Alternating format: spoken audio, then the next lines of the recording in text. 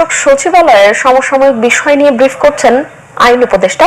আপনাদের সরাসরি নিয়ে যাচ্ছি সেখানে। আওয়ামী লীগের নিষিদ্ধ করার দাবি ছিল, আওয়ামী লীগ 15 বছর ক্ষমতায় ছিল, করে নাই কেন? তার মানে তো তাদের বদ মতলব ছিল। 15 বছর তারা ক্ষমতায় ছিল, তারা তাদেরই সহযোগী সংগঠন বিভিন্ন মহল থেকে তারা এই ধরনের দাবি তুলেছে। আবার আমরা অতীতে দেখেছি আওয়ামী লীগ জামাতকে সাথে নিয়ে 1986 ইলেকশনে গেছে, 1988 সংসদে একসাথে পদত্যাগ করেছে। একসাথে পদত্যাগ করার পর একসাথে মতিউর রহমান নিজামী, প্রয়াত মতিউর রহমান নিজামী সাহেবের সাথে আওয়ামী লীগের সভানেত্রী সাংবাদিক সম্মেলন করেছেন। বলেছেন উনি শুধু আওয়ামী লীগের লিডার না, উনি সকল বিরোধী দলের নেতা।